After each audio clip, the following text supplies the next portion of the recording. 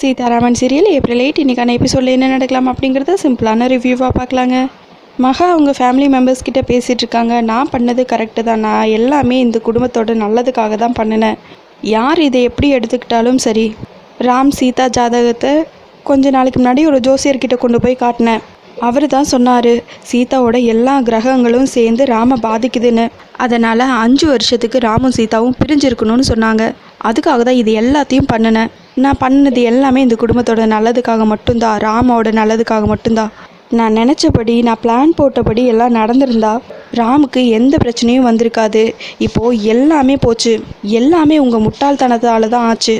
ஒருவேளை நான் சொல்கிறது நீங்கள் நம்பலைன்னா ராம் சீதாவோட ஜாதகத்தை ஒரு ஜோசியரை கூப்பிட்டு காமிங்க, அப்போ உங்களுக்கு புரியும் அப்படின்னு மகா சொல்லவும், எல்லாருமா சேர்ந்து சும்மா ஏதோ ஒன்று சொல்லணுங்கிறதுக்காக சொல்லிகிட்ருக்க, அதை நீ பண்ண தப்பையெல்லாம் மறைக்கிறதுக்காக இப்படி ஒரு நியாயத்தை சொல்லிகிட்ருக்க அப்படின்னு சொல்லவும், உடனே சீதா, அப்படியே இருந்தாலும் என்ன ஜெயிலுக்கு அனுப்பணும்னு நீங்கள் ஏன் நினச்சிங்க? என்ன பழி வாங்கிறதுக்காக தானே, என்ன ஒழிக்கணுங்கிற முடிவுக்காக தானே அப்படின்னு சீதா சொல்லவும், அண்ணி யார் என்ன சொன்னால் என்ன, நாங்கள் 3 பேரும் எப்பவும் உங்களுக்கு சப்போர்ட்டாக தான் இருப்போங்கிறாங்க பிரியா. சரி எதுக்கு பிரச்சனை, பேசாமல் ஒரு ஜோசியரை கூப்பிட்டு காமிச்சிடலாம் அப்படின்னு சொல்லிட்டு சேது ஒரு ஜோசியரை துரை மூலயமா கூட்டிகிட்டு வர வைக்கிறாங்க. துரையும் அதே மாதிரி ஜோசியரை கூட்டிகிட்டு வராங்க.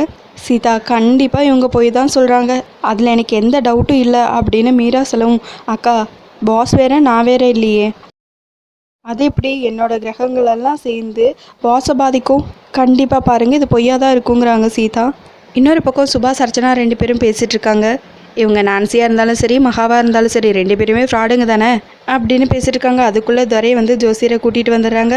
ஜோசியரும் யாருக்கு ஜாதகம் பார்க்கணுன்னு கேட்குறாங்க. சீதாவுக்கு தான் பார்க்கணும், இது சீதாவோட ஜாதகம் தான் அப்படின்னு சொல்லவும், சரி சாமி ரூமில் வச்சு பூஜை பண்ணி சாமி கும்பிட்டு எடுத்துகிட்டு வாங்க அப்படின்னு சொல்லவும், சரி சந்தேகமாக இருந்தால் சீதாவே போய் சாமி கும்பிட்டுட்டு வரட்டும் அப்படின்னு மகா சொல்ல, சரின்னு சீதா அந்த ஜாதகத்தை கையில் வாங்குறாங்க. அந்த ஜாதகம் தவறி கீழே விழவும் சீதா ரொம்பவே பயப்படுறாங்க. அதுக்கப்புறம் இதெல்லாம் ஒன்றும் இல்லை, நீ போய் சாமி கும்பிட்டுட்டு வா சீதாங்கிறாங்க மீரா.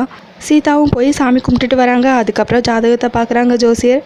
இங்கே பாருங்கள், நான் எல்லாமே உள்ளது உள்ளபடி சொல்லிடுவேன், ஏன்னாக்கு எப்பவும் போய் சொல்லாது.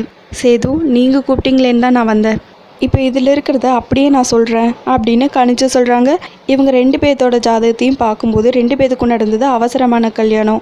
அது மட்டும் இல்லாமல் 2 பேர்த்துக்கும் 10 பொருத்தமும் இருக்குது அப்படின்னு சொல்லிட்டு, சரி இதுக்கு மேலே இன்னொரு விஷயம் இருக்குது அதையும் சொல்லிடுறேன் அப்படின்னு சொல்லிட்டு மகா என்ன சொன்னாங்களோ அதே மாதிரி சொல்கிறாங்க. அதை கேட்டதும் சீதா அப்படியே ஷாக்காகி நிற்கிறாங்க. அதோட எபிசோடையும் முடிச்சிருக்காங்க. உங்களுக்கு இந்த வீடியோ பிடிச்சிருந்தா லைக் அண்ட் சப்ஸ்கிரைப் பண்ணி நம்ம சேனல் சப்போர்ட் பண்ணுங்கள். தேங்க்யூ.